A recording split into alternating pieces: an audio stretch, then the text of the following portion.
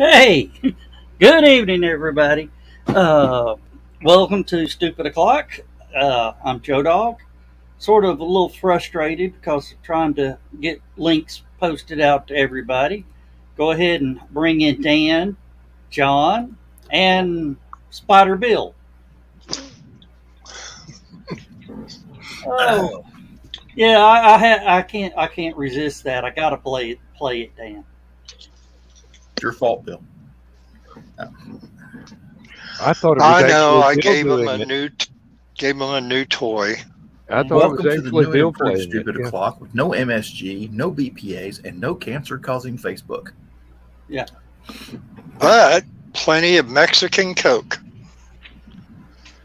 And I say that because John just loves it when I call it Mexican Coke. I do.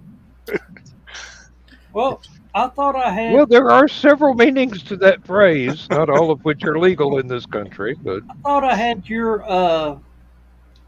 1, 2, 3, 4, 5, 6, 7.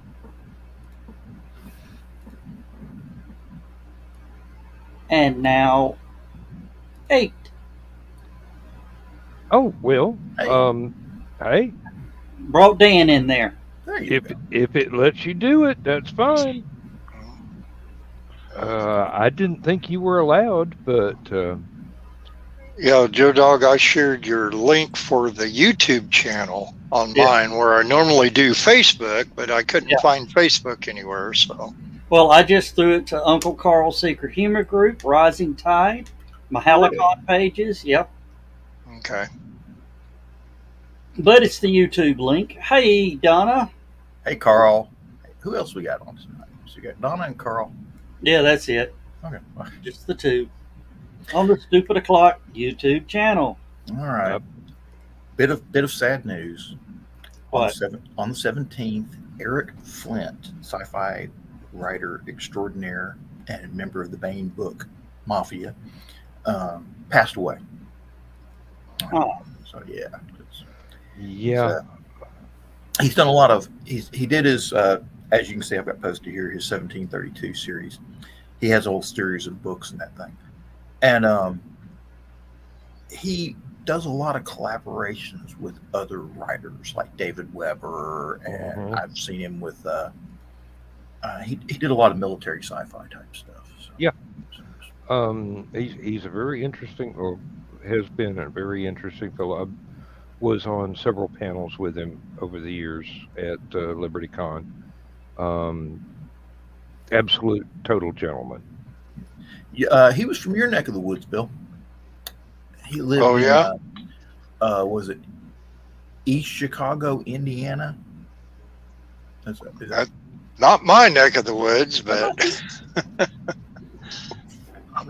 closer to your neck of the woods than our neck of the woods. Really? Down here, it's we probably still call- closer to Brian K. Morris in down Lafayette here we than still it call is them here. Yankees. So, yeah. See- Damn Yankees. Bill runs Chicago. No, we I only call it resemble that damn remark. Yankees when they're down here. As I said. Bill runs to Chicago like we'll run to Nashville or Atlanta. Yep, we're going back right after, well, let's see, first Tuesday of August. Going to Nashville? No, Well, Chi-Town. oh. Uh, Now I'm hearing convoy in my head. Thanks for the earworm. You're welcome. Well, Uh, I could talk to you about Friday night on traveling on LSD, Trouble Bound. No, it's not the 70s. I can't relate anymore. Oh, John, you got a good storm headed your way. Had one this morning, knocked the power out for an hour. So Yeah, if I ours disappear, was you know what not happened. It's either the storm or aliens. Or NSA, FBI. Hold on. Or maybe an alien storm. Aliens. thank you, Bill. Hey, aliens. Aliens. He does it better. Aliens. Well, I had something I Eileen. wanted to read for Stephanie's, the suit her, and sadly, she's not on tonight, which I know she's still feeling a little under the weather. Yep. well, And we all wish her the best. extra tired. But I can share it with you guys because what was yesterday on this day in history? Yeah, the Moonwalkers. No, the day after my birthday. But otherwise,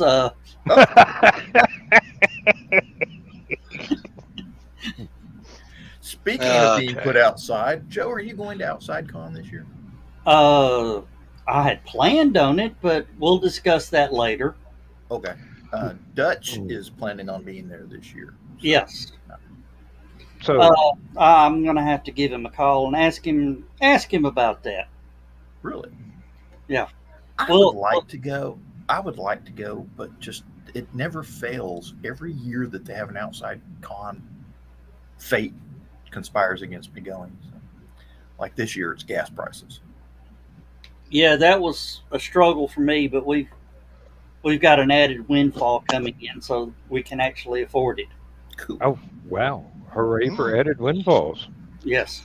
See, take those glow in the dark bandy things and sell those. No, No. I don't sell. Only thing I sell up there would be a membership to HallowCon. Well, you take those with you. Hmm. I mean, No, They are portable. hey, Yeah. drunk people love those things. Yeah, well, the problem is they tend to end up laying around everywhere. Somebody has to clean up. Yeah. Hey, you do what we did in the military. You get everybody together, get them online, hands across the park, pick up any trash you see, hand out trash bags, that sort of thing.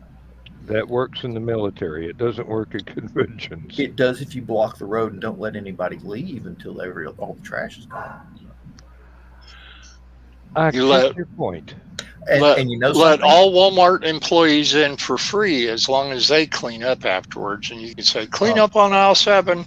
If you block the road and don't let anybody leave until all the trash is picked up, the park rangers are not going to say anything about it. They're just going to say, he's right. No.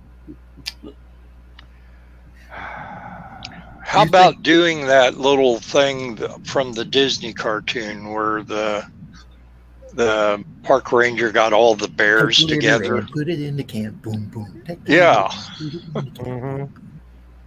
Mm-hmm. Yeah, I remember that. Oh, and Walter Flack has jumped in. Hi, Walt. So, what I started to ask you before, Should we shut him out again?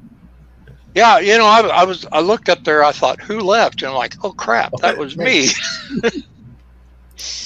No, do you actually believe that the moon landing / moonwalk happened on July 20th? Yes. Or did it indeed happen on July 21st?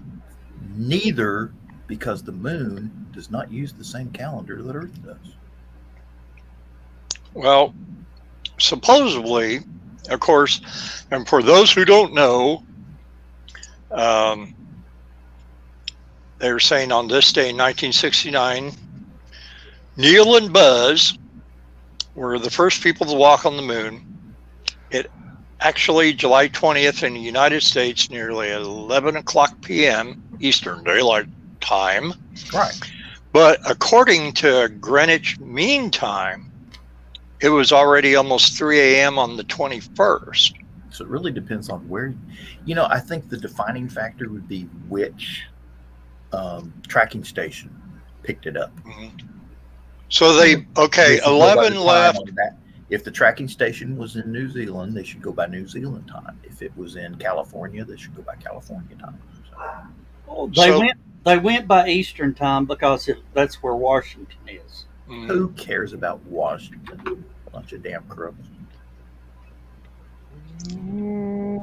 Why? How can you mean that?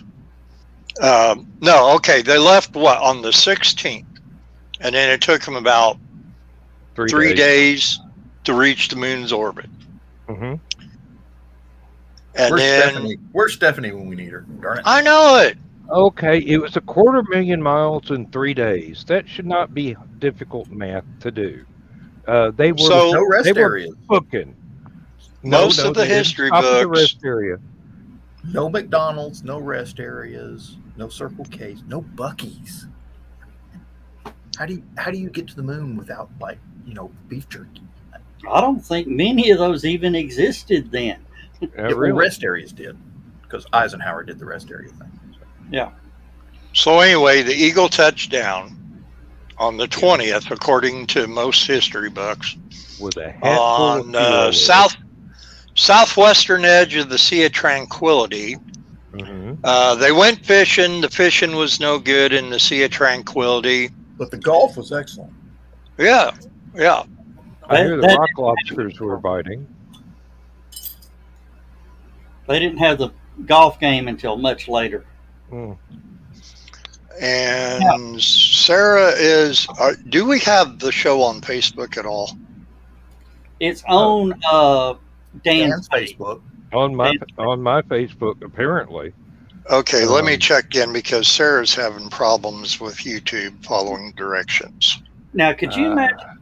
He was talking about the golf game, but could you imagine if they could get a good, flexible, movable suit and put Tiger Woods up there to take a shot? It wouldn't take Tiger Woods. Just anybody get a good hit on a golf ball. Now I It wonder goes if into permanent orbit could it and becomes a hazard. The moon has a decent amount of gravity. Yeah, It's only Not a- 1/6 Earth gravity, but yeah. still. It's better than nothing. Yeah, but you could get a couple miles off a good hit. Now, there's no atmosphere, so that there's no Right. drag. It's the only thing that would slow it down would be gravity. But Static On Mars- electricity. on Mars, they've got a slight atmosphere. Yeah. So I'm thinking if we ever do get men to Mars, instead of doing the golf ball trick, take a frisbee. You There. ought to be able to get a good 100 yards off a frisbee. Well, it's 40% the size of Earth, so 40% Earth gravity. Well, they said, But the That- atmosphere is real thin. yeah, Well, they it's not the size; it's the mass. Yeah, they say the little Mars helicopter, the rotors, the spin, if you could hear them in Earth, they're screaming. Yes. Yeah, they Got ain't it. got an awful lot to work with. It has Mars has now it's 40% the size of Earth, has 1% of Earth's the gravity. And 1/3 the Atmosphere. gravity. And 1/3 the gravity. Well, Yeah. 40%, yeah, something. But No, it's 40% the size, but it's 1/3 the mass. And the other problem with the atmosphere is it's carbon dioxide mostly. It's 96% carbon dioxide. So you get those carbon dioxide is a very weird gas. It's one of the few materials that can actually be in all three states at the same time. Mm-hmm. It can be a solid, a liquid, and a gas at the same time. Just, and it's dense because it's basically carbon and oxygen. Now, the Perseverance rover had a experiment on it that actually took the carbon dioxide from the atmosphere and made oxygen. If you can separate the carbon from the oxygen, you get O2. It's CO2. You separate the carbon, you get O2. But the problem with trying to, and you see it in sci-fi a lot, they want to put an atmosphere on Mars. They want to redo the atmosphere. Yeah, terraforming. Mars is not big enough. It doesn't have enough mass or gravity. And to it hold no these longer has a magnetic field. That's So- the problem. Yeah, that's one of the larger problems. Yeah, there's no like our Van Allen belts here. There's no shielding from solar The radiation. particles and cosmic rays and other forms of radiation. That's And true. That's it what's can't true. hold. It cannot hold the density of atmosphere that Earth has. Hmm. It's You might be it able can to do it at almost the hold bottom half, of maybe. the largest canyon on Mars. You might be able to, but it wouldn't be very long. You'd have to keep on replenishing it because it would escape rapidly Right. or decay into components. But Where's Stephanie when we need her?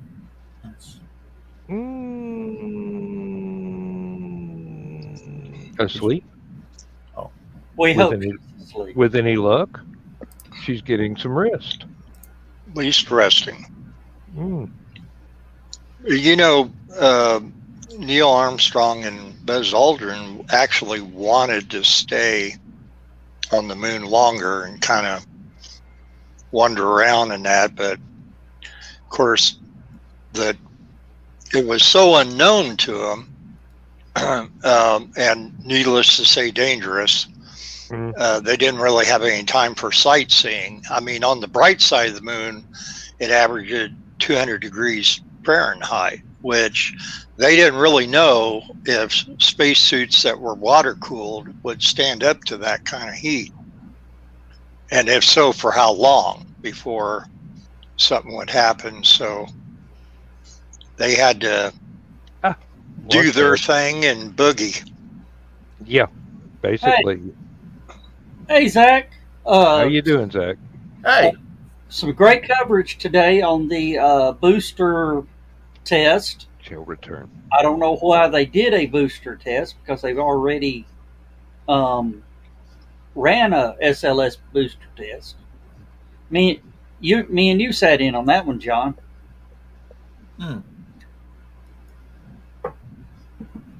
that was that one out in the desert that burned up started a wildfire. Yeah, pretty much.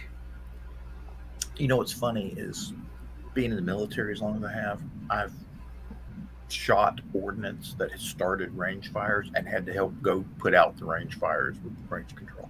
Ah, They bring out their little flappers and their little fire truck and go out there. A flapper is like a rake handle with a mud flap on the end of it. You go out there and beat the damn grass. Carl says can't even keep corned beef hash at Meyer. Getting oxygen to Mars. Nope. All the oxygen they need is there. All they need is some CO2 scrubbers. Yep. I'm going to ask a quick question of Carl. Oh, there we go. Yeah. I'm going to ask a quick question of Carl. What brand of corned beef hash do you like? Because I happen to be a big fan of Hormel. So. Okay, they did a testing to upgrade the SRB to make it more modern and reliable. That way, that's why they had to test again. If everything's good, this booster will be for Artemis 2 in 2 years. Yeah, I think it's Morton Thiokol is still making the propellant that goes in the solid rocket boosters. And I don't know that they've actually built anything. I don't know how modern the components that go into the boosters are. Yeah. Because I know. Thank you. They have them. Oh. Yeah. They have a contract with the Air Force because that same material that goes in the boosters goes into some of the military's ICBMs. I'm not sure which one. So, and they have to take the old propellant out every so often and put in new propellant. Oh, that's top secret. I'm not allowed to know about that. That's solid rocket boosters, though, right? Yeah. Yes. Yeah. And Carl says Hormel is the only corned beef hash that he'll buy. And service and out never get the generic hash. Because if it comes from China, it's probably got cat in it. It's not actually beef. Yeah. Meow. and the hash we used to get in the 70s is something completely Kitchen different brand. and a different story altogether. Mary's Thank you, Kitchen Bill. brand's I was pretty good. thinking out loud, and you happened to have been listening. Hey, I'm sorry, but the corned beef hash that comes from China, it's just perfect. Um, What, John? I'm just surprised Waffle House doesn't have corned beef hash. I'm just surprised Waffle House doesn't have a base on the moon. They do. It's just They getting will. I hear Cracker Barrel does. I guarantee you, if we ever send a manned mission to Mars, they're going to run into a Dollar General. Dollar General, Family Dollar, a Waffle House, and a Cracker Barrel. Just Around here, it would be a Dollar General with a Casey's gas station right next door. It seems like they build one, they build the other. Have you seen, y'all heard of that group that does videos on YouTube? It's a Southern thing. Yes, Have you seen their Dollar General store? the video? Dollar General, the viral Dollar General stores. Yeah. Oh. How do we get that meat? We don't know. No, we don't know. It's just, and the one lady's like, It's like kudzu. If a leaf hits the ground, you got one. I went to the Dollar General store, and I went in the back room, and there was a smaller Dollar General store already in the back room of the Dollar General store. And it's like, and the one girl's like, is that Dollar General store in the ocean? Is what on an island? It says, we don't know. It hasn't hatched yet. I know a lot of Dollar General stores that go into smaller communities. If there is another, and I'm not talking about a convenience store that sells gas, but another legitimate grocery store there, they will not build one there. Just Now they in do have those- the Dollar. I have not been there yet. There's one in Fort Oglethorpe that I've not been to. Is it the Dollar General grocery stores? The big Dollar General. It's a stores? super Dollar General. Right. We have ones now that are called DG Market, and Yeah, DG that's- Market sells fresh fruit and vegetables. I went into the one over in Petersburg, Indiana, and was not amused. I mean, it was no big deal. There are certain things I will actually go to Dollar General store to buy. One of them is detergent vinegar, cleaning vinegar, Mhm. and it's like white vinegar, but it's 1% more acid, so it's good for descaling coffee makers, and water distiller, and stuff like that. So, And surprisingly enough, Dollar General has a decent greeting card aisle. Yep. Inexpensive too. Mm-hmm. Yeah. They also have pretty decent prices on some major brand stuff that is much more expensive at other big name grocery stores, and it's the same thing. It's a I don't big know name who the brand. president of Dollar General store is, but he really needs to start funding SpaceX's trip to Mars, just so that they can land a lander there with a Dollar General store in it. Well, the only reason they don't put, and Elon's already, somebody asked Elon this, and he says, the only reason we don't do it is because the paint adds weight. Weight is mass. That's less mass we can get to orbit. Yep. Well, a lot of was it the B-29 bombers? They didn't paint those for two reasons. One, it goes so high up. It was such a high altitude bomber that nothing could intercept it. So why camouflage the damn thing? And two, paint adds weight. Just polish the aluminum and go from there.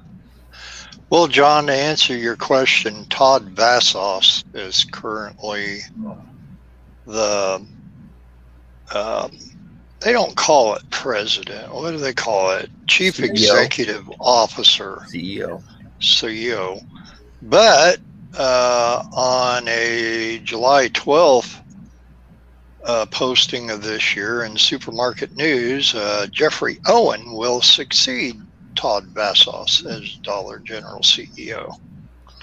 Now, back around Christmas, they had the autobiography of the original founder of Dollar General, available as pretty nice, hefty hardback books in there, and they were not expensive. I mean, he wasn't trying to get $50 per copy, but there was I flipped through one, and I was surprised that it had been going on all that time. But then again, I remember the darn things when I was a kid up in East Tennessee. So that was very early 60s. Don't know exactly when they got started. I never noticed that factoid, but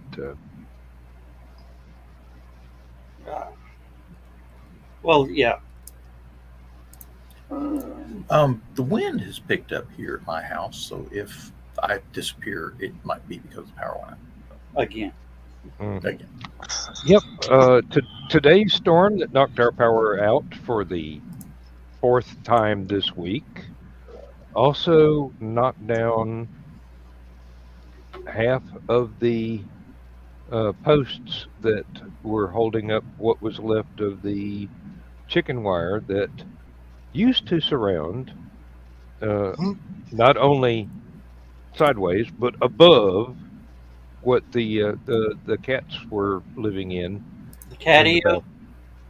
The cat shed. Cat condo. A little cat house. It was about 4 times the size of an outhouse, and had its own heat and running water and everything.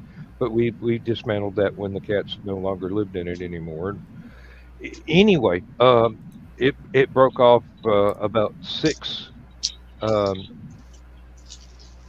4-inch diameter posts that had been in the ground for about 16 years.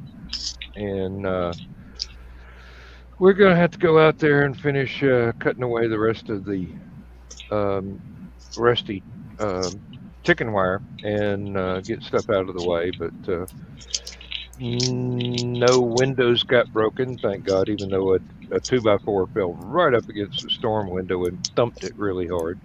Lindsay thought her Pyrex pie dish in the oven had exploded. And she's going, "Oh no, it ruined my peach crumble." She went out. She went out and bought and picked peaches off of our little peach tree. They're about the size of a little bit larger than a Kennedy $50. I was going to say walnut. Well, good size walnut before you take the green off of it. You got a good storm rolling in. Oh yeah, that's me right there in the middle. So yeah, it's headed straight for Come on, right for it. Hi, John. All right. We have nothing up here but heat and heat and more heat and heat on top of that. Yeah. Well, Lindsay's home turf is really suffering. They Yeah, said, I mean, London is on fire. yeah. Again? Yeah. Yeah, You and think this they get time better it wasn't fire? Doctor Who's fault. Yeah. Not They're having can't be Hitler. He's dead. So they're having 100-degree temperatures, 100-degree plus temperatures in London. And they are used to 70s. They think 70s is a heat wave. yeah. Hello, Keisha. Hi, Keisha. And Sarah Yeah. too. My friend Anne that lives in Poole, Dorset, was complaining one day that it was 82 degrees out and it was stifling and I just had to laugh. Come to Illinois. I was stationed in Berlin, and Berlin does not have air conditioning. They really don't need it. The only places that have air conditioning are like big buildings with like computers and stuff like that. But they only get, or used to, they used to only get like 2 weeks of American summer. There's like 2 weeks where everybody just says, screw it, we're not going into work, we're going to the beach. And they basically, they shut down Germany for like 2 weeks in the summer just so everybody can go to the lake and sit at the new beaches and stuff like that. They ought to remember that. They should have done it back in the 40s. Just They shut did. it down completely. Hitler used to actually, the Nazi party used to pay people to go on vacations. Strength through joy or something like that. Paid vacations. Imagine that. Really? I get paid to go on vacations now. Well, for people that had been putting up with the Versailles Treaty for, 10, 20 years, that was a big deal. I am going to bring up a picture, guys. This was sunset. I don't have to ask for permission for this one to share it. I mean, Well, if it's the sun, I'm pretty much anybody can see it. yeah. Well, it's Somebody's photo. Yeah. it's somebody else's photo, and worst case scenario, all he'll do is They'll kick you off Facebook. Hey. I have a copyright on the sun. Yeah. This was sunset around my house. It's rather orange. Yeah, I mean it was a weird orange. Like, okay, I've never seen that before. But It's an orangey sky. Always it's some other guy. Yes. and I will say this: the photographer was the person holding the copyright. The photographer is my dad. Ah. So Yep, I doubt you're going to get a copyright strike from your dad unless he's really pissed off at you. yeah. Oh, there's another picture of it. So 50-50 chance. Yeah, that's looking east and that's looking west. But yeah, that's the weird. Dan, did you get my musical reference? It's an orangey sky. Always it's some other guy. It sounds That was- familiar. Yeah, Bye Bye Love by the Cars off of their first album. Oh, okay, yeah.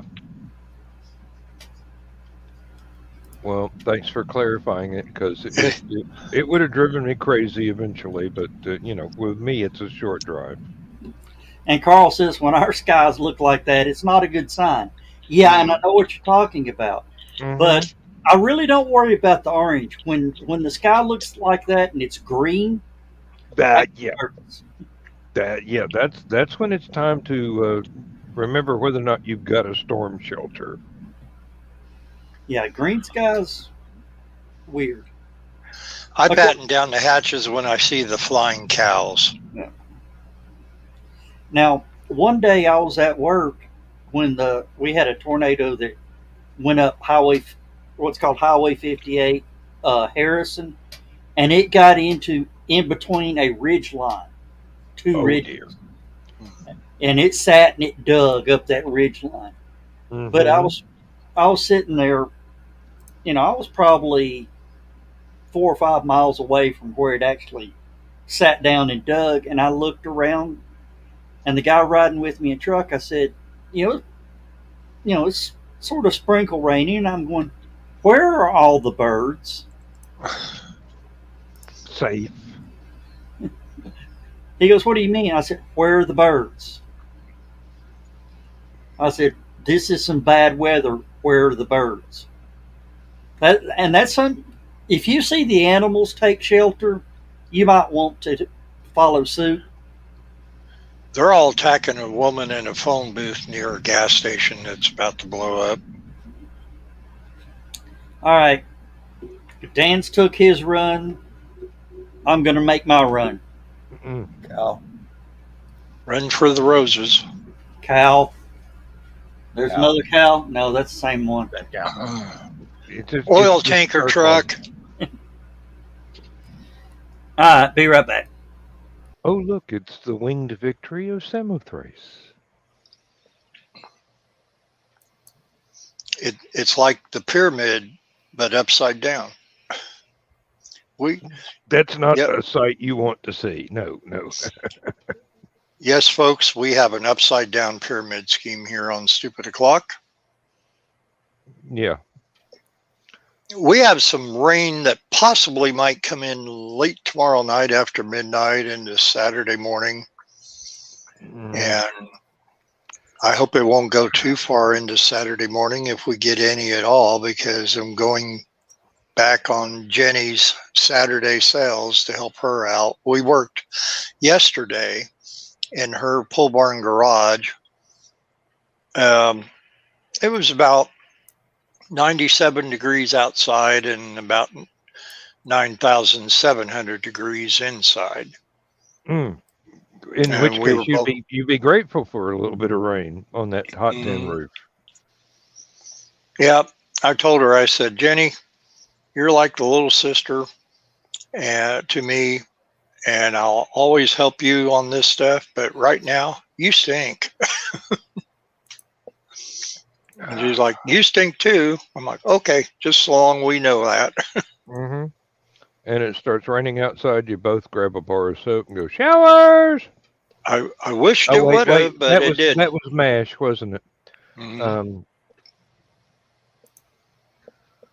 No, now, we are under severe drought conditions right now, and they're talking about some rain toward the end of the weekend and the first part of next week that might give us up to 2 inches, and that's the most rain we've seen since June. And the corn's really starting to it's hot out when you see the corn panting. Mm-hmm. It's exactly the opposite down here. We've had rain almost every day for the last month. And it might be a very short but very heavy shower, or it might be all day long. But Lindsay has been out on the good days with no rain, out mowing the yard with the push mower, and she's going, I just did that 2 days ago. Now I've got to go mow again. I go, honey, you're going to dodge raindrops. We had she got a couple of packages delivered by UPS today. That driver whipped into the driveway much too fast, and then tried to stop after he had hit the grass on the side of the driveway, making a sudden left-hand turn, tore up the yard like nobody's business. Then apparently she's standing there on the porch watching him. He just spins the tires, backs up real quick, almost hits my van, almost runs over about 3 cats, throws her packages out in the mud, and then peels out of the driveway. And I'm going, dude, you don't get paid enough to be careful, do you? Did you get the plate number or something? She's got all the numbers off of the packages themselves. And there's another one that's supposed to arrive tomorrow, supposedly with the same truck, if not the same driver. And she's hoping that he'll have learned his lesson and not try and slide into the front porch this time. It'll probably be a different person. One would hope, but we've got the same driver 2 days in a row so far. Yeah, I would turn in the first driver. No doubt about it. I'm going to have to go out there with a shovel and try and clean up the yard where he tore up at least it wasn't my golf course grass. It was just the orchard grass, which is pretty much wild around here. So it's not something we planted. It's something we're trying to supplant with the golf course grass. But Uh, God, if he tore that up, Now, you said a delivery driver with who? UPS. Report it. That's what I told her. Mhm. That's what I told her. Report it. Yep. And Tell her. they'll have to send somebody out to fix your yard. Hmm. Well, Yeah, you need to send pictures. he evidently he came in the driveway. Looks like a right-hand turn into the driveway at such speed that I'm surprised he didn't lay the truck down on its side, missing the driveway and going into the ditch. He was probably on his last run, and he was trying to get rid of his packages and go home. It was the middle of the day. He had plenty more Well. places he had to go. It Well, was just about noon. well, This is where we need skunk. the UPS. Well, those poor UPS drivers are taking a beating. They have no AC in those trucks, I know. and I mean, there's, thanks to Ring cameras, not a sponsor yet. Ring cameras.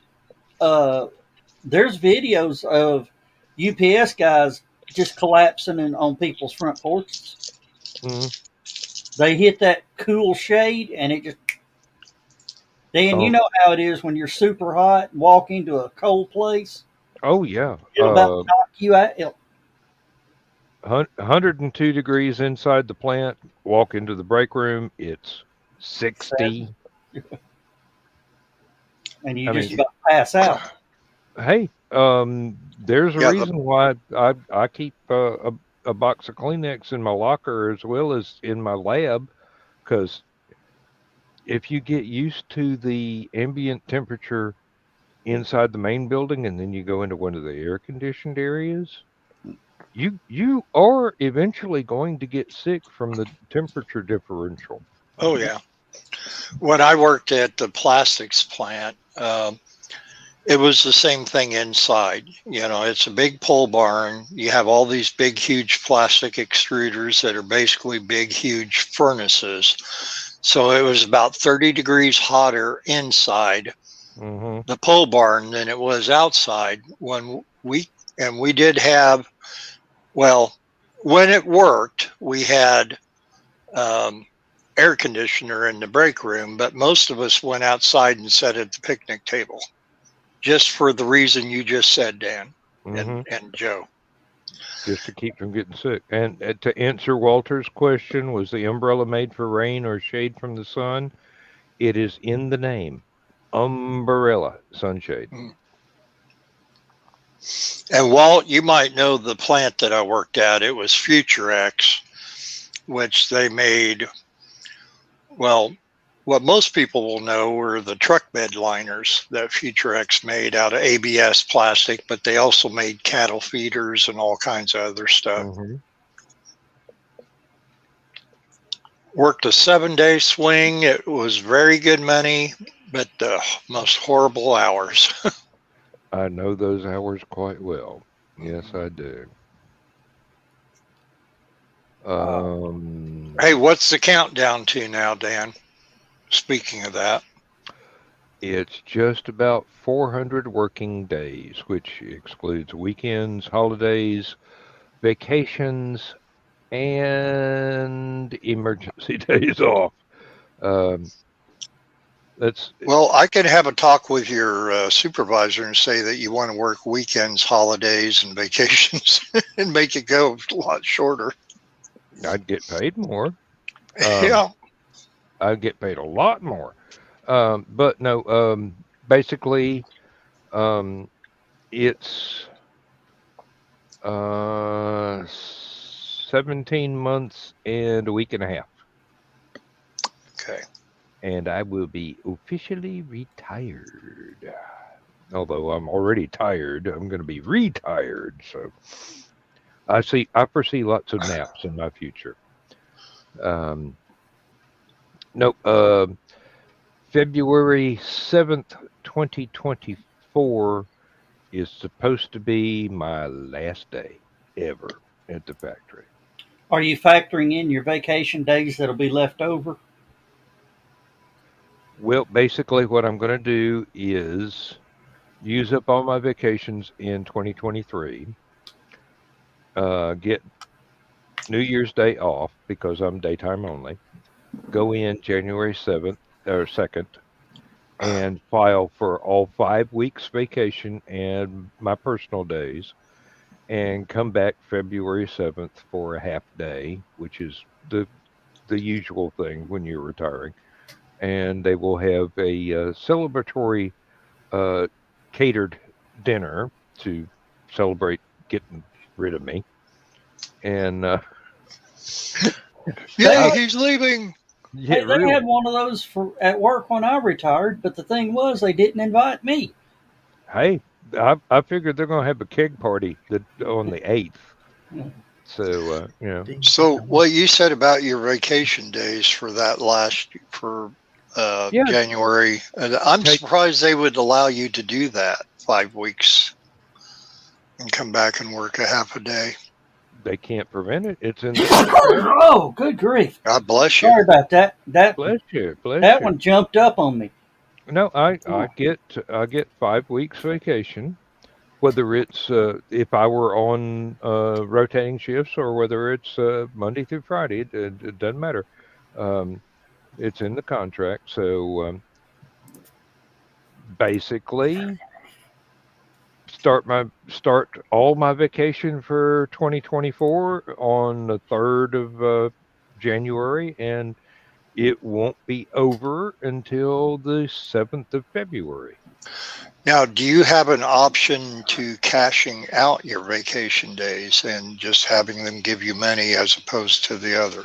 We can cash in, I think, at my level of seniority, we can cash in 2 weeks if we Hmm. wanted to. But why would I want to at that? You know, the idea is to get out of there before you earn so much money uh, working that you have to finish out the rest of that year just for tax purposes. So it's an accepted practice basically for folks to come in uh, on their last uh, on their last year. If they planned everything right, file all their vacation time, take all their vacation time, come back for the ceremonial last day, and the company caters a little party, and then make sure your locker's empty and walk out because after that day, your key card will no longer work to get back in the gate. And Hmm. if you leave anything behind, it's no longer yours. It belongs to the company, and somebody else is going to have to clean it out and throw it away.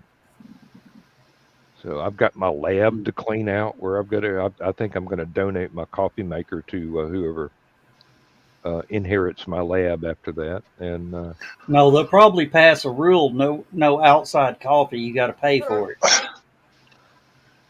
Don't you? oddly, oddly enough, they have a Keurig machine in the office, and they have half of one of the candy machines, vending machines, full of some really expensive instant coffee. I mean, it cost $1 for a 6 ounce cup, 8 ounce cup, and it's been there since they gave us our break room back and moved all the vending machines back in there from the training room, and not one single styrofoam cup of this hopefully palatable but overpriced coffee has been sold in 6 months. So I'm going, maybe Ben could take all that crap out of there and put some tater chips and some more candy bars in the machine, and people would buy that. but they're not going to pay $1 for a thimbleful of instant coffee. Yeah, Yeah. when I worked at Lowe's in our break room, they had a coffee machine in there that nobody used because we got our own coffee. The maintenance man, it used to be Lowe's paid for it, and it was free coffee and the good Folgers Classic Roast, which is pretty You and much I what have a everybody very agreed different on. idea of what good is, But anyway, this other stuff, yeah, it was like drinking 10W30, and nobody ever bought it. I have no idea whether the little styrofoam shot glasses actually have good coffee in them or not, because nobody's ever bought one to tell me. It's been there for 6 months. I don't Well, think it has aged well, but that's just a personal opinion. Lowe's, in their infinite greediness, decided they were not going to buy the coffee anymore, and so all of us Lowe's pros we took up a collection and we gave money to the maintenance man every week for coffee, creamer, sugar, and we were doing the styrofoam cups for a while. And then, of course, there were a lot of people using them up, and I would save mine, and then if I wanted another cup of coffee later in the day, I would have that to use it. And then it just got beyond ridiculous with the styrofoam cups. So we said, you know what? We're not going to buy styrofoam cups anymore. They had a wooden shoebox cubicle that they brought in there. And they said, if you want, you can bring in your own coffee cup of your choice from home.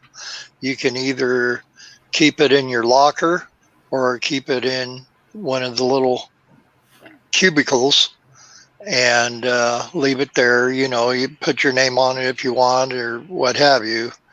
And it was all right after that, because we not only had to buy sugar, some people took like Equal or Sweet and Low or whatever. So let me ask you guys this, since you're talking coffee, all three of you.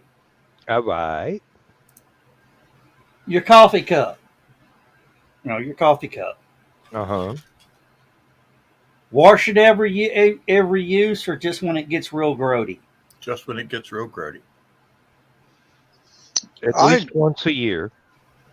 I at least rinse mine out. Oh yeah, when I'm I done. rinse mine out frequently. I mean, when I turn off the Mr. Coffee, I dribble a little bit of water in there and squish it around and get a paper. It's not a paper towel; it's a reinforced paper rag, and clean it out real good and set it upside down to completely drain and dry. But then, not only have I got the Mr. Coffee there, I've got a hot shot. If I want tea, I've got tea and honey for a sweetener.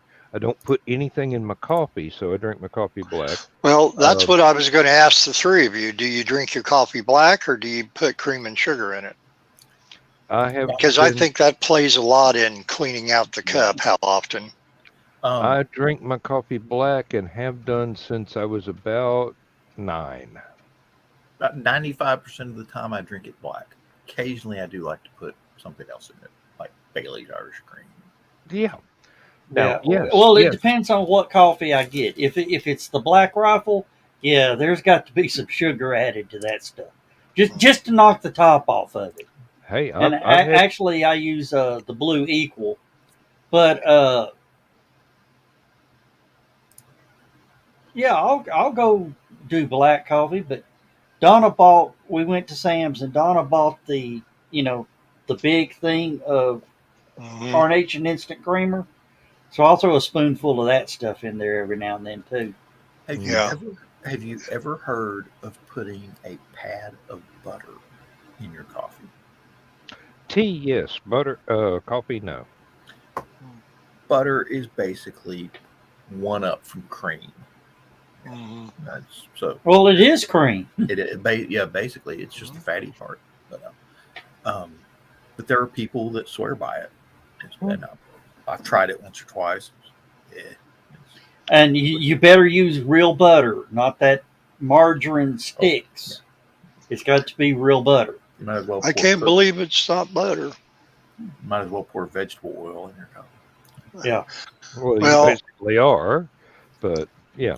my favorite coffee is the Sam's Club medium roast coffee, and I do put sugar and same as Joe Dog, I got carnation creamer powdered. I used to use, I'll tell you now, talk about for rich coffee.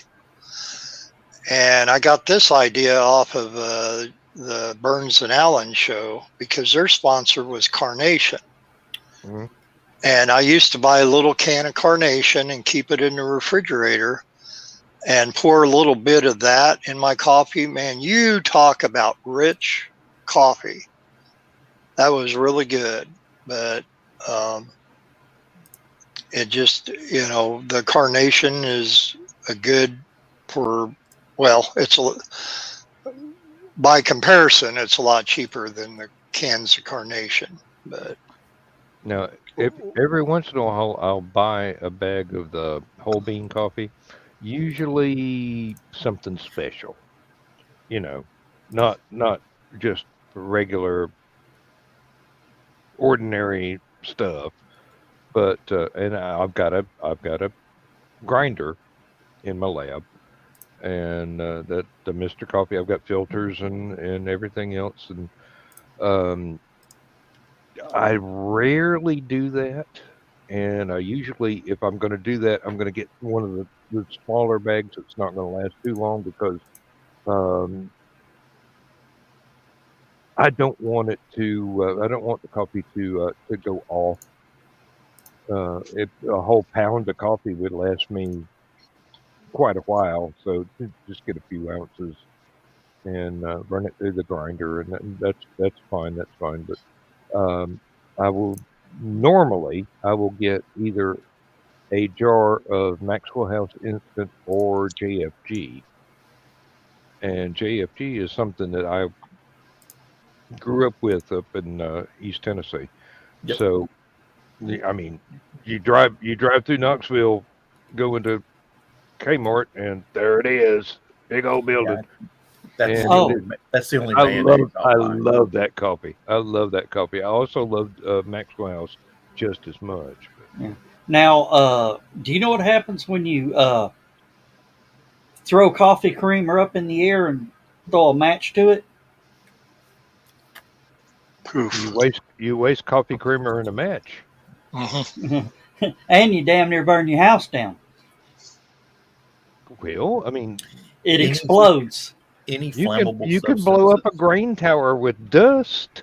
Yeah. Mhm. I mean, seriously. I mean- If you want to watch things go boom, there are lots of different ways to make that happen. There's a joke in explosives training about you can blow up a house with a box of Betty Crocker cake mix if you know what you're doing. Mm-hmm. Yeah, I've heard of some grain bin explosions referencing as much like SpaceX rocket going off. The grain dust is very, very combustible. It would be a rapid, unexpected disassembly, yes, and a fire to boot. Yeah, you actually Terry Pratchett used the bag of flour and a candle technique in one of the later novels of the Discworld series. There was a young lady who was a bit of a pyromaniac, but she had grown up in an orphanage where she had been abused, and this was the way that she was getting back at folks. When she was in some place that she was being abused and she found a way to escape, it would suddenly burn down about half an hour after she managed to make her exit. And a lot of times it was finely dispersed flour and a string making sure that a candle flame got uncovered and exposed to the flour at the right moment. Now, this is fiction, so Well, you you got to get it completely exactly correct in the proportions of the dust in the air and the moment the candle flame is exposed and what keeps the candle from going out when it's not exposed. You know. well, the now I remember back in the what was it? This was up in your neck of the woods, Bill. Back in the early to mid '70s, the grain elevators were popping like popcorn. Hmm. I actually remember that. I'm from nowhere near there, but I saw it on the news. Yeah, I mean they were just boom. Just I Yeah, mean, it was on the news just about every night talking about one blowed up. yeah. And it wasn't ground flour, it was just the dust from the grain that was in Yeah, there. And it just happened to reach the right concentration in the air, and there was a flash point. Something, it could have been so much as a light bulb or a switch. Just a single spark was all it took, and rack a boom. and Carl says his dad used to work at Luhoff. That's Lahoff.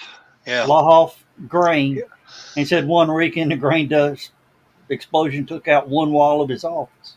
Yeah. Thankfully he was off work. And it shattered two windows at St. Patrick's grade school across Main Street from it. Lahoff, well, it's Bungie Yeah, I now. forgot one too.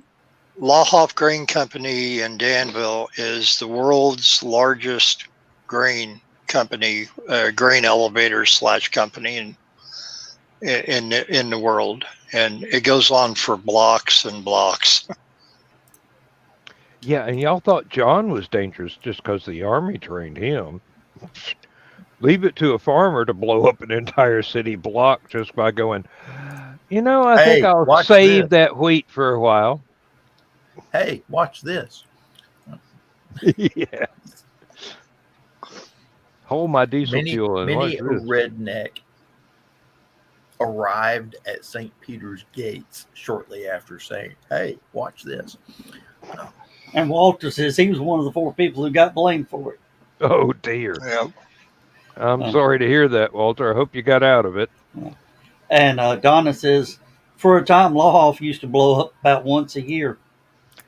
Hey, dust is a really, it's one of those things people don't think about being physically dangerous unless you've got an allergy or something, but it can actually be quite destructive at the right concentration, right number of parts per million, and some a little bit of static. And Uh, Lahoff was not the only place in Danville that had explosions from grain dust. Quaker Oats Company on Voorhees Street suffered a few of those. My dad worked at Heister's right next door to Quaker Oats, and they heard these just earth-shattering explosions. And of course, they thought it was something there, but they have, all the forklifts and mechanical stuff that in his plant, and they're wondering what happened there. And it was actually a grain dust explosion at Quaker Oats for where they were making cereal. Yeah, thankfully they figured out how to solve that problem because that hadn't happened in a long time now. Yeah, sell the stuff more often. Don't store it for a long time. I'll tell you one of my favorite videos to watch on YouTube is the grain silo demolitions. The ones that go correctly or the ones that don't go quite as planned? The ones that don't go, yeah. There was one, this guy worked and worked and worked and finally got it, to a point where he could hook a cable around it, hook it to his truck, and he pulled his truck through it. And when he pulled his truck through it, the thing just dropped one level, one course. That doesn't reassure me very much. It just went boom, and you could hear the family, and his truck just, he pulled it out and he turned. You can see him get out of the truck and look up like, really? I got to do it again. All it takes is a sledgehammer to take one down.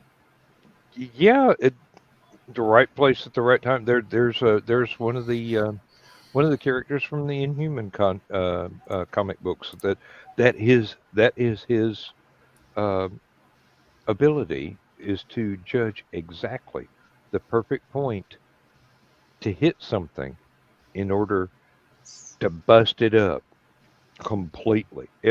This guy is about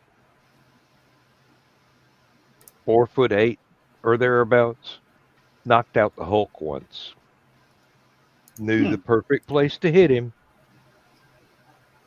Um, I mean, yes, that's a comic book, but still, um, there's usually in any structure, there's usually one point that is absolutely pivotal to everything else.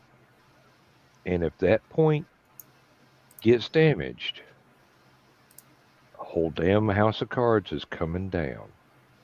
Yep. Now, thankfully, we've learned how to engineer to make that as least likely as possible, but stuff still goes wrong from time to time. And there are still old buildings that are not built to modern standards. And modern, modern is a relative term. I mean, the Leaning Tower of Pisa is still not laying on its side yet, so it's getting And there. well, It's getting they there. actually have raised it back 3 or 4 degrees. Hmm. They're drilling under one Yeah, and there's side and pumping mud. concrete or something in there. Yeah.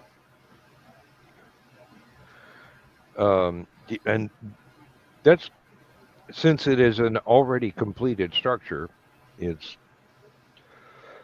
really hard to do because one mistake, one decimal point off, and you wind up with a lot of loose bricks to sell as Souvenirs. souvenirs. Yes, indeed. Well, it's There. just like jacking up the foundation of a house today. They've already figured out how to do that. Hmm. Uh, I've been watching. I spend a lot of time watching YouTube. This one guy shows how to level your sidewalk when it starts sinking down, and he showed how to, you know, raise that broken section, and then you get it. Shows how to, bottle jacks and 6x6 and 4x4s and all that to jack the slab up level, and then use the extra expanding great stuff. You wait 48 hours, take it off, it's there. And that stuff don't rot. That's true. That's true. Oh, soybeans rotting. Oh, please. I was a farmer. I grew soybeans. Don't remind me of that smell. That's a horrible smell. You We had smell Uh, it. a You smell it now, huh, Dan? Believe me, there is a reason why I do not eat tofu because I used to grow soybeans. And believe me, soybeans are much better if you roast them and butter them as if they were peanuts rather than grind them up and make them into a paste to Yeah. make it imitation meat.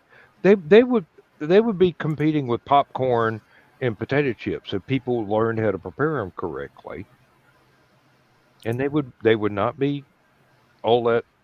They'd just be a little bit crunchy, They wouldn't be difficult on your teeth for the people that still have teeth, and they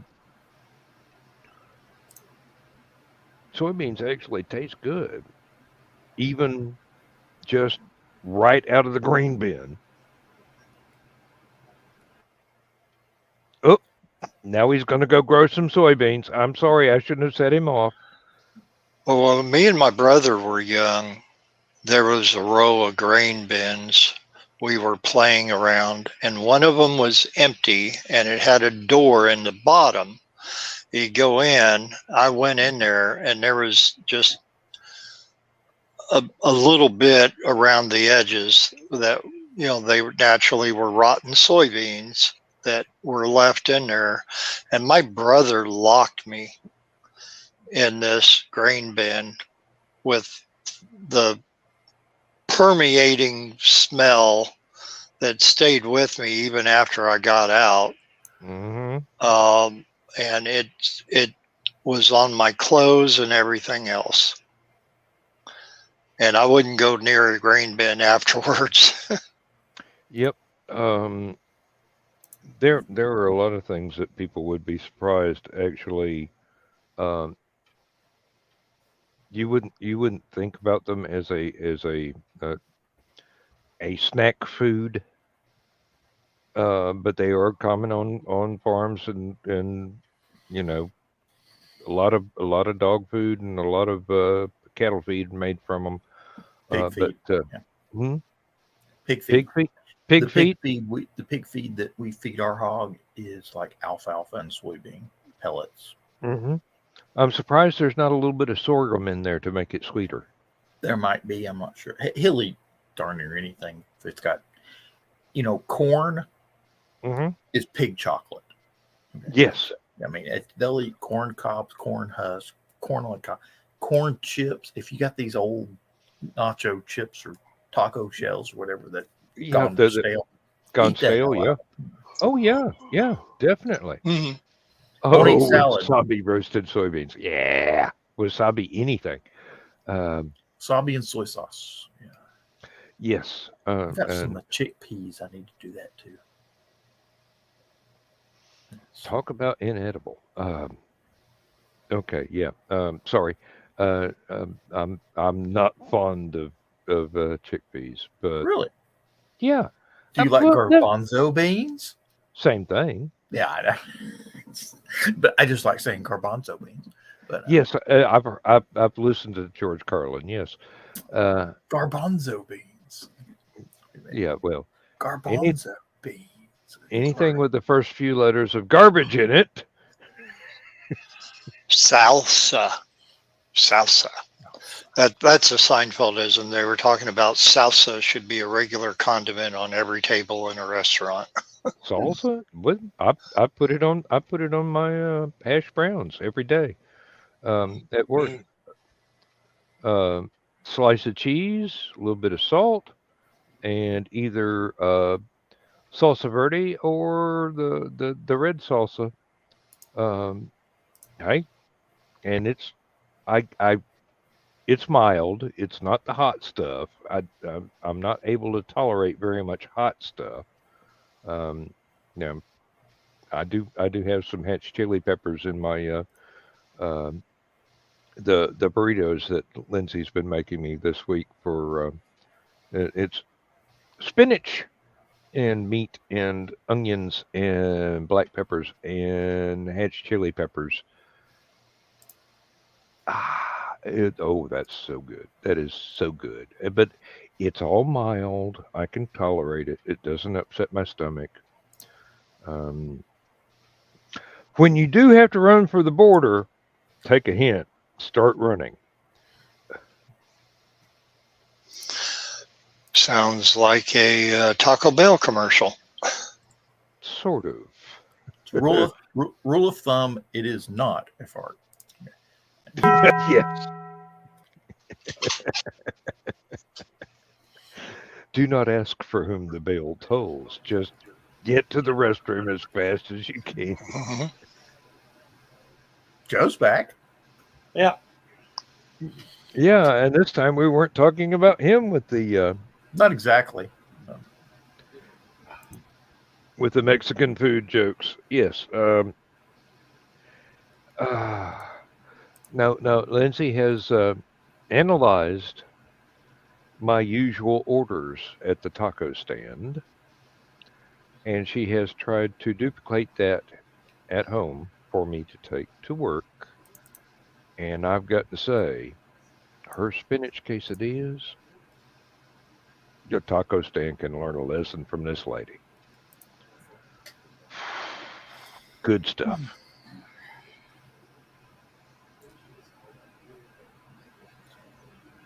Well, shall we talk about food the rest of the night? Make everybody in the audience run out to a restaurant or what? I think if we keep on talking about food, all of a sudden everybody's going to disappear at the same time and go get something to eat. I want to point something out to Joe. I just brought up this picture and I noticed something. Yeah. They showed the counterweight on the Walnut Street Bridge. Yeah. Mm-hmm. With the rust dripping down. Do you remember when that was a billboard? Yes, it was a mural. Yeah.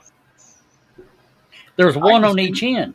Exactly. I can distinctly remember when they had an American National Bank billboard up here. I think it might have been Pioneer. I think it was American National. And it depicted some scene of Chattanooga. Yeah. Like the cannons and the view of from Lookout Mountain or whatever. Yeah, exactly. So they need to do that again. You know what they need to put up there? What? One of those LCD billboards. It'd have to be sell really advertising, thin, wouldn't it? Have them contact Watchfire Graphics in Danville, Illinois, and they'll arrange one for them. Well, they do stuff worldwide. Is that counterweight is a specific weight. Right. If you hang that LCD on there, you're changing the weights. But it wouldn't change it much. I mean, not considering the 28 tons of concrete is up there. It only uses a 12 horsepower motor to raise and lower. This is a This is a counterweight for the drawbridge. The Market Street Bridge actually draws up to allow Navy gunboats to pass through, which is why it's there. That's strange. There's a law that the Navy has to move its gunboats up and down the Tennessee River for some reason, and all the bridges have to allow a certain height so that the gunboats can pass under. Dates back to World War II. Mm-hmm. Have you ever been to Hampton, Virginia? They've got a unique solution. Oh no, it goes back further than that. The train bridge in up on Access Road is also one of those drawbridges. Right, same rule. It dates back to, I want to say 1932, if I remember correctly. That there's a rule that says the Navy has to be able to get their gunboats up and down the river. Make shorter gunboats, damn it. I mean, and you know the last time the bridge on Access Road was raised? The train bridge? Yeah. No. The tornado. 88. I thought they had to raise that thing regularly just to test the mechanism. They have to do the Market Street Bridge because it, is part of Department of Transportation. Right. Train bridge belongs to the railroad. Yeah. The railroad says move the river before we move our bridge. Okay, now that sounds like that's going to work. That sounds egotistical, but it's right next to a dam. They can change the level of the river. Yeah. Yeah. It is not as egotistical as it sounds. Okay, that makes more sense. Yeah. But yeah, the railroad goes, move the river before we move our bridge. Well, as I was saying, up in Hampton, you have this highway going out across the harbor, and then all of a sudden, it becomes a tunnel underwater. And the tunnel is deep enough to where the Navy can get pass over. Yeah. battleships and everything Aircraft over carriers. it. They dock aircraft carriers Oh there Lord, regularly. yeah, yeah. And Okay. I This do know people that are very frightened of that tunnel, and I know people that drive 70 miles an hour on a 45-mile-an-hour bridge. Um, this but is a Chickamauga Dam uh-huh. and the Wilkes T. Thrasher Bridge that goes over it, and there's the powerhouse and the transformer yard. And all. This is the original locks through the dam. Mm-hmm. There's Chickamauga Creek. This is the new lock that they're installing. That's only taken them 25 years. This is the railroad bridge we were talking about. So when we say that literally they can change the level of the river with the dam, Mm-hmm. we're talking about a distance of maybe 500 feet. You know, that's Yeah. It might take a little while. not actually. No. No, Well, I mean, they opened Nickajack and completely shut down uh, any output of the Chickamauga Dam, and that water will drop like a rock. okay. It's literally. It's like two switches. Open this one, close this one. River starts dropping. It's, Well, you can yeah, you can hear it dropping. It drops that fast. that's the way locks work. And I've been watching the British Canal boat videos for almost almost a year now. You'd be surprised at how fast that water can come in or out of a lock. Oh yeah, the used to where the on the powerhouse side, you could there's signs saying do not fish Gates in may this. open at any time. Do not approach. And they've got like a 200-foot, 250-foot zone. Yeah. You're not supposed to take boats into. They open up anything on that dam, it'll kill a boat. I mean, just like that. Oh yeah. The powerhouse. And there have been people who would take their little John boat and fish up in where the turbines come out. And they'll open one of those turbine gates or whatever, and gone. Well, you'll hear a siren. They do throw a warning siren. People have been seen coming out of there. Yeah, really. Most Ricky Tick, yes. But now you can't even get up in there. They've got bars keeping you from going up in there. Mm-hmm. Those came in after 9/11. They don't want anybody riding a boat up anywhere near the dam anymore. Anybody sane would stay away from the downside of a dam, or the upside. Actually, now that I think about it, but humans. How many of us are sane? But yeah, they actually caught some old guys. What is it? It's the dam above Watts Bar. That's your territory, Dan. The Kingsport Dam. Well, it's got the funky floodgates.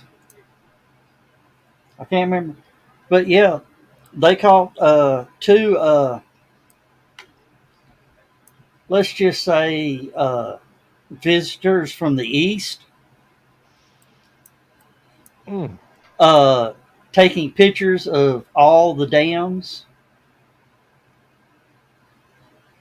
with a bass boat and several 100 pounds of explosives in the bass boat. Time to open them floodgates. Yeah, they say if they lose any dam on the system, all the dams downstream are gone. That would be an awful lot of weight to try and hold back. They're engineered to do so much, and they ain't gonna be able to do no more. Yeah, Walter Flat says caught his biggest catfish at Watts Bar at 40 pounds. That's a little catfish. Yeah, really. They got some down here in Hartwell about the size of a Volkswagen. one Are of they my driving one? No, they were just that wide. one of my bosses at work uh, rolled one in. It was over 90 pounds and nearly 7 foot long, Mm-hmm. fishing just below the dam. Yeah. It's going to take just a little bit more than a can of corn and a treble hook to get those, but if you play your cards right, you might live through it.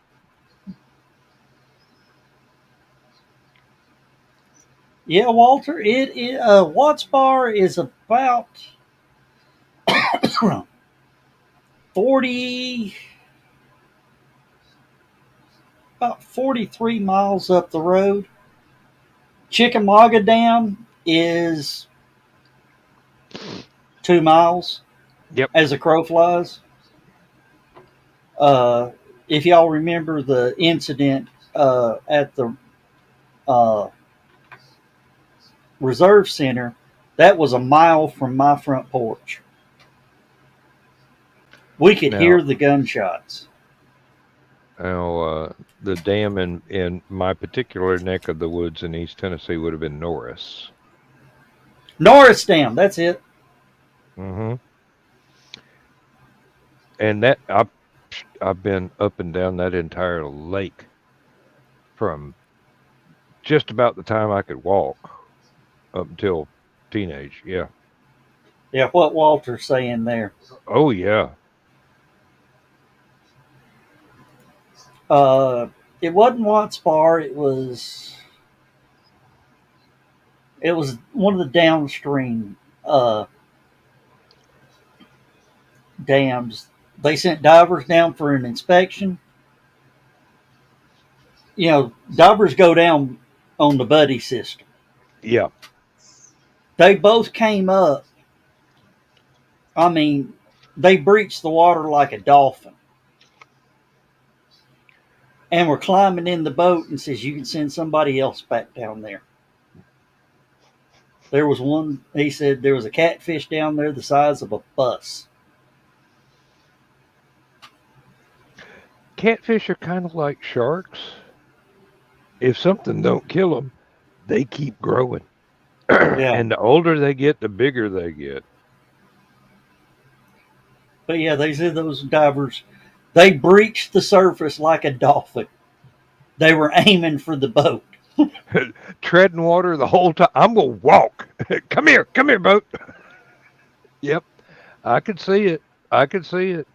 Um, there's a lot of old stories about when some of the towns were flooded by different TVA dams in Tennessee, and a lot of folks are saying, I don't know who the mayor of some make up a name of a little town. I don't know who the mayor of that town going to be this year, but I know next year when the dam closes up, it's going to be a catfish. And seriously, um, now if you've ever actually been fishing and caught a catfish, those suckers bite. Even the Oh yeah, little bitty ones feel like you've got something huge on yeah. the Walter line. says, "Imagine hooking one from a kayak." How fast you want that kayak to go? I mean, you're not going to need a whip. You're just going to need to hang on and pray the line breaks before it decides to go deep. Oh Lord. That's why you don't. That's why your drag is real loose on catfish. And you keep a knife on you, or just throw the. Hey, I'll buy another rod. Oh, This is a kayak, not a submarine. I ain't going with you. I had some people that couldn't understand my joke I posted on Facebook a while back. I said I wanted to go fishing, but the fuses kept going out. Crocodile Dundee fishing. Yes. You didn't wax them. Uh, Yeah, I was going to say you need to get the right kind. well, it was right when I posted it. We were like in a week of just constant rain. Mm-hmm. Yep. Well, my You, turn you, again. all right, Bill. You know it's bad weather when you see ducks with umbrellas Yeah. or the fish heading for higher ground. Well, that's happened around here before. And got a friend that lives down in the floodplains out on Hungry Hollow Road. And I've seen water, talk about the creek rising, seen water come up and come across his field. And that put the fear of God in me. Um, and he had a couple pole barns, one large one. He collector of Chevy Corvairs. He had Chevy Corvair Oh, cars and uh, trucks and the camper vans I had a and boss that was the same way. He mm-hmm, had 20. I want to say 23, but it's more like 27 Corvairs, and of that, at least 12 were running. yeah. And Cliff or Walt, you're right. It was Cliff. Yeah. and And we were talking about rain just a minute ago, which reminded me of something when I bought my house. Now John's back. When I bought my house, do you know my insurance company wanted me to get flood insurance? If I ever need flood insurance, There ain't going to be no insurance company. no. yeah.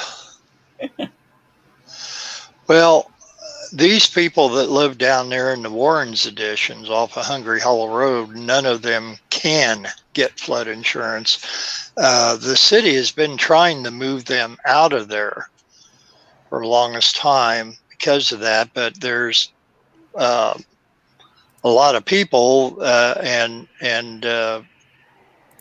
mine and Walt's friend Cliff is one of them that their families lived there for 60 some years and more.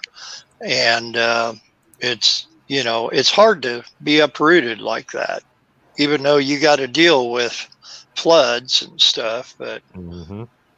they've been doing it for all those decades. And I'm not going to give up my tropical island that I live on.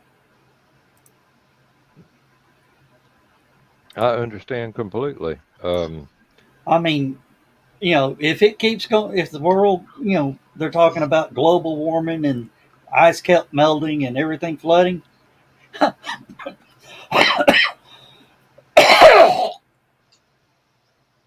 Sorry Bless about you. that, guys.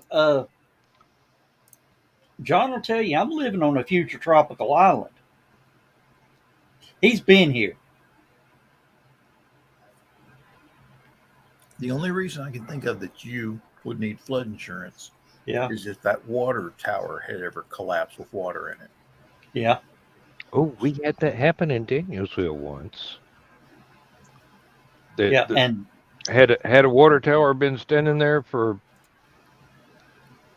many decades, I don't know how long, and then one day one of the legs decided it was tired and it was going to lay down. There was about two neighborhoods that were very glad that they did not have basements because they were like 6 or 8 feet above the ground and were actually waterfront property for a few minutes. yeah, well, ours wasn't really a water tower; it was more a water tank. It went all the way to the ground. Hmm. But you could tell when that sucker was empty or full when the lightning struck.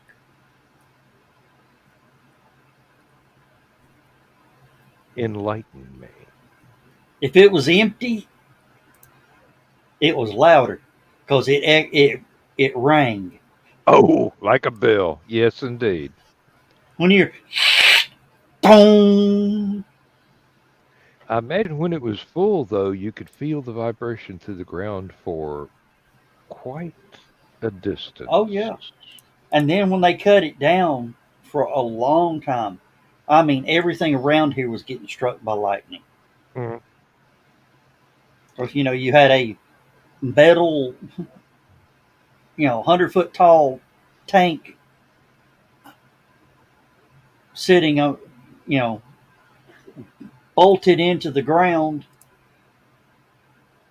with water pipes running into it. with water pipes running all in it. So it was the lightning rod. You take away the lightning rod, everything else that was tall gets hit. Yeah, there's an odd story about how lightning rods were popularized. Um, I mean, they've been around for a long time. I'm not sure if the apocryphal story that um, Ben Franklin was responsible for their invention or not, but No, No, yeah, they I were didn't. around long before they were then. around long. But the I, British had them I on their ships, and the French had them on their ships. And one of the things, it's in the Nelson Museum, I think. I can't remember. It's one of the British museums. But he captured a lightning rod from a French ship. That most of the ones in the British ships were just straight metal rods with, you know, copper cable that ran down the hull. And he captured one from the French flagship that was a curlicue. And rumor had it at first that it had been straight, but it had been struck by lightning, and that's why it was a curlicue. But apparently, all the French ships had this curlicue design. hmm And somebody on the History Channel did a experiment with a lightning generator building that they took the two different lightning rods in there to see which one worked better. Strange enough, the French design actually had something going for it. Hmm. Yeah, But there's was more. Was it curly Q or sort of bent at angles? no, it was a curlicue. It was a Okay. complete loop. Now the ones around here had um, glass balls on them, just a little bit larger than a softball, and you could tell which ones had actually suffered a lightning strike because either the glass was partly melted or it was partly shattered. And the ones that were on houses that had never gotten struck by lightning were still collector's items way up there. But it is basically just spirals of either wrought iron or aluminum with a copper spike on top, and the glass bubble part way down. I'm Now, actually looking at a few of those right now. yeah. What was Now, the glass bubble for? Just to tell you it's been hit, or I haven't the faintest idea. Actually, I've never researched it, but I go, if you ever see that thing lit up, it's It not a looks good. like it It's looks not a like good some time sort to of go in. insulator. Yeah. But let's see here. Well, and I've seen a lot of them in my lifetime, and they all had the glass balls on them. Not one of them was cracked or shattered, and just with Mhm. the metal part left or anything. And matter of fact, I watched an episode of American Pickers the other night that they they had some that they were kind of uh, trying to get off of this one guy. Yeah. Uh-huh. And we tore down an old barn once that had the aluminum, just spiral aluminum lightning rods on it. And Dad had the bright idea of taking about 20 feet or so of that and twisting it artistically and planting it in the ground and putting our post our mailbox on top. Hmm. Now this was back in the 70s when a lot of people were complaining that there were teenagers riding around in the middle of the night with baseball bats trying to knock people's mailboxes off of the whatever. Usually it was a concrete FFA, just L-shaped mailbox stand sunk into the ground, and ours got hit one night. And all it did, they went by and it bent the aluminum. Dad went up there the next day, yanked the mother upright, straightened the flag on the mailbox, good as new. Now there were people that got sneaky. They had built a brick enclosure for their mailbox, and the kids would drive up, put an M80 in there, close the door, drive off. It had just opened the door of the mailbox if it didn't blow the door of the mailbox off. There was one. It was on an 8-inch diameter cast iron pipe, about 12 foot long, sunk 6 feet in the ground. No, it couldn't have been 12 foot. It had to have been about 8. Sunk about 6 feet in the ground, filled with concrete. Somebody who was under the influence hit that sucker. Did not damage the mailbox, totaled their car, damn near killed them.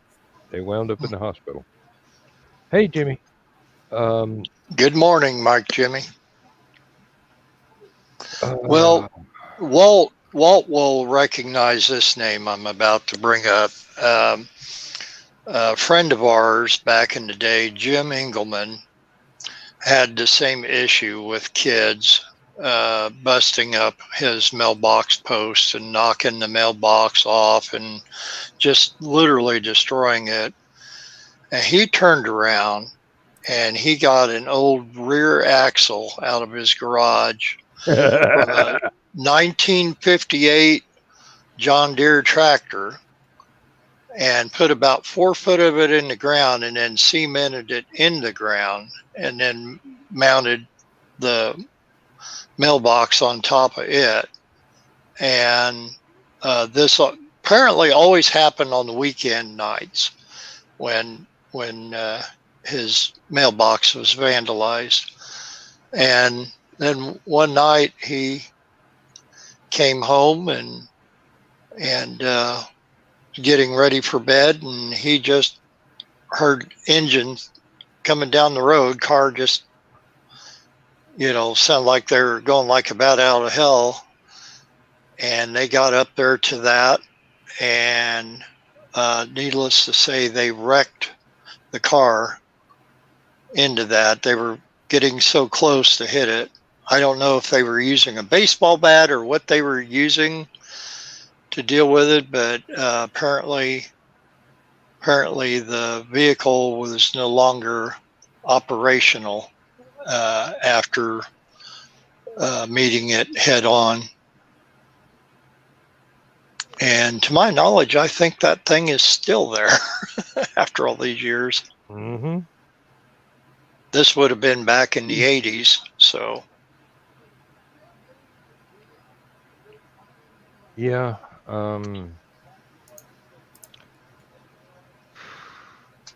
past is like a foreign country. They do everything the same way there. Some things never change, in other words. Yep. Walt's right. Mailbox wins. Mm-hmm. Rambunctious kids will always be rambunctious, but eventually they'll wind up going up against a hazard that someone thought out more carefully than they thought out their prank.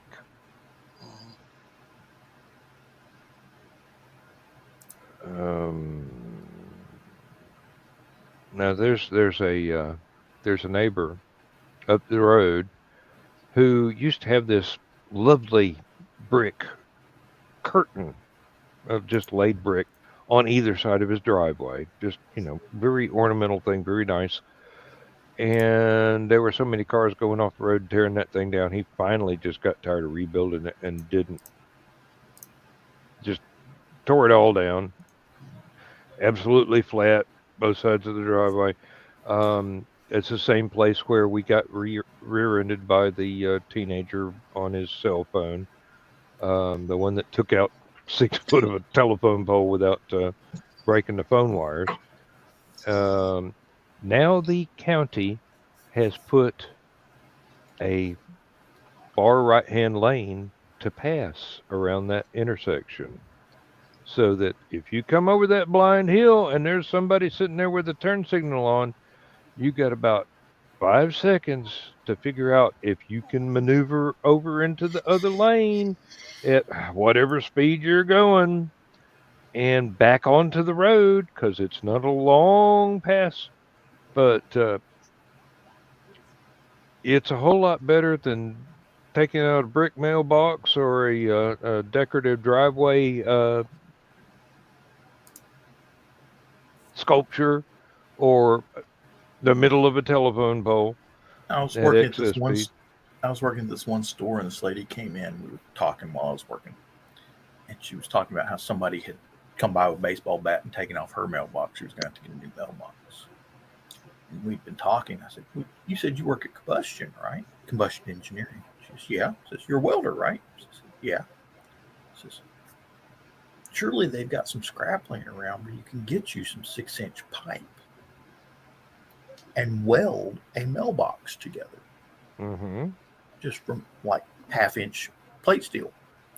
She goes, Says you take that back, you put about 3 foot of it in the ground, a couple bags of concrete, and let them come by and hit your mailbox with a baseball bat.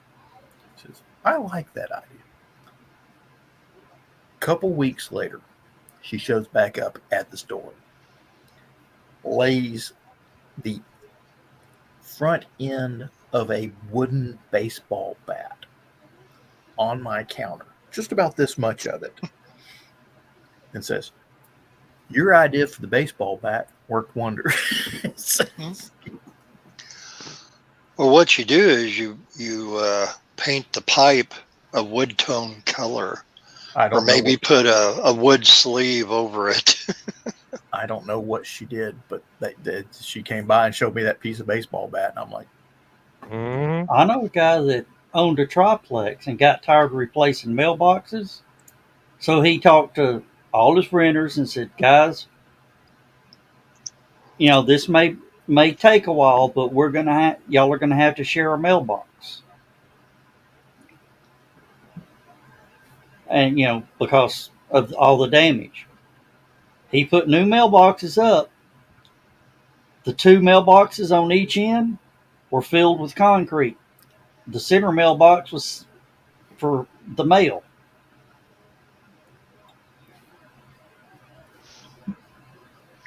Somebody got surprised. Well, and that's one thing about the apartment that I live in. We don't have any external mailboxes. There's a building in the middle of the apartment complex called the community room. That's where the laundry, the washers and dryers are, because they have no washer dryer hookups in the apartments. So you got to, it's our own laundromat that you got, and of course you got to pay. But it also has mailbox lockers in there, much like a school locker.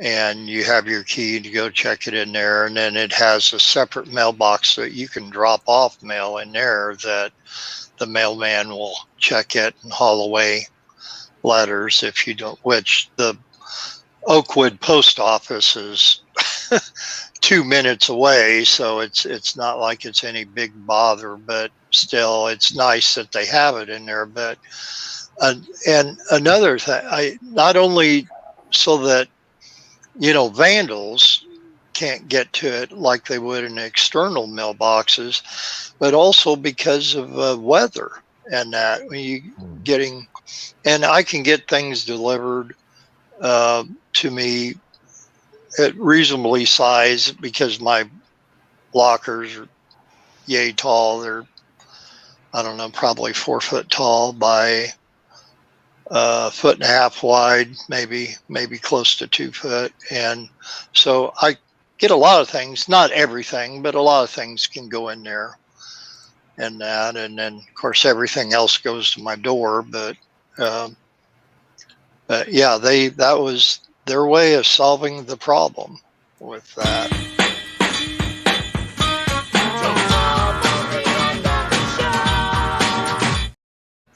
Boy, timed that perfectly. I need to start looking at what I'm typing. Yeah. Hey, Joe. Yeah. Happy now?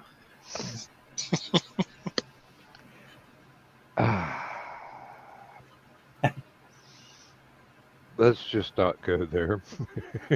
I went there. I was driving the bus when we went there. Okay. No, I post over in the private chat. I thought I typed kick it, but I typed lick it, and it's like, oh shit. We only missed by one key. Well, at least he didn't lick a book spine, so. Hey, that's been known to happen, but not here. Well, not in this show. Not yet. Not yet. Just had to have a special guest star, and yep, it is probably inevitable. Those are the good days of streaming. Back when you could stream. Back when I could stream on Facebook.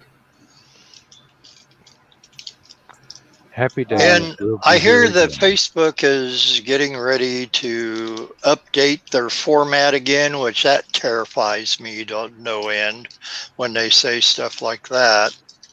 Hey, when they update stuff, you need to complain. Anytime Facebook posts something on Facebook, complain that their post doesn't meet community standards. It violates community standards, yes. Stop seeing this ad. I did that before on one particular ad, and I would scroll down. There's the same exact ad again. Okay, I'm going to hit stop seeing this ad on this one.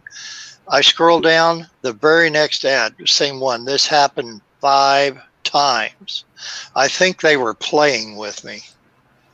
Let's see how many times he'll do that. I started clicking already purchased, and a lot of them went away. Well, I would think if you clicked already purchased, it was like, oh, he bought one. Maybe he'll buy more. Maybe we can sell him the warranty. Mm-hmm. Exactly. Or sensitive topic. They don't want to trigger anybody. Because Roy Rogers would be offended.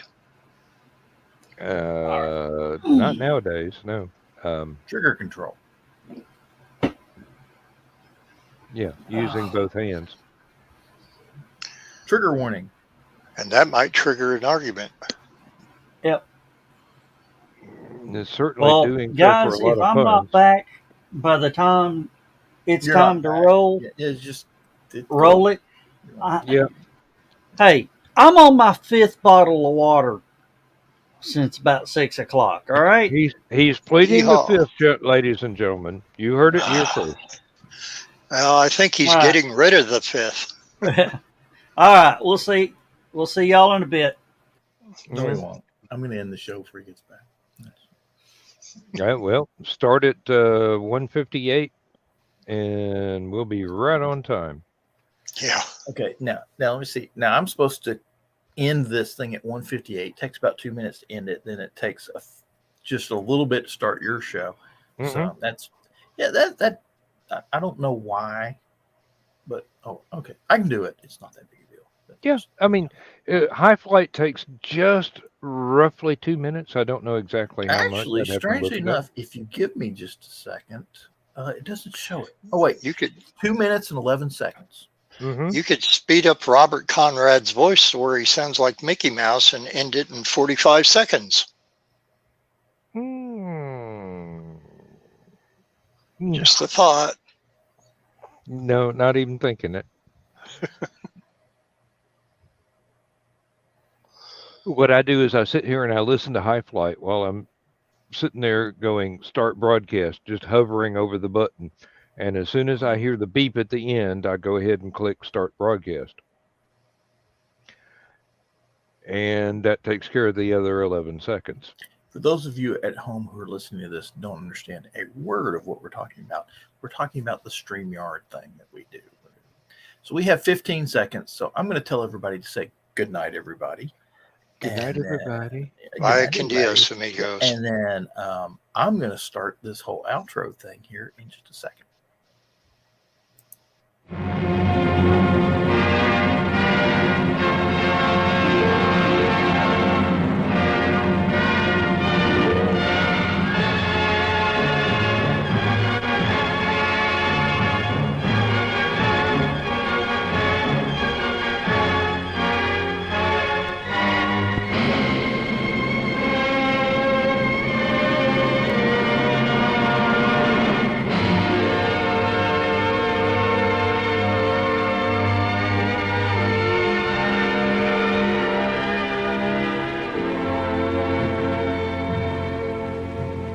I have slipped the surly bonds of earth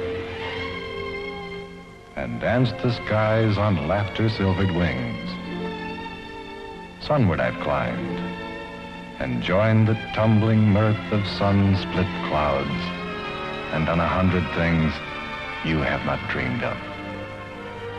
Wheeled and soared and swung high in the sunlit silence. Hovering there, I've chased the shouting wind along and flung my eager craft through footless halls of air. Up, up the long, delirious, burning blue, I've topped the windswept heights with easy grace, when never lark nor even eagle flew. And while with silent, lifting mind, I've trod the high, untrespassed sanctity of space, put out my hand and touched the face of God.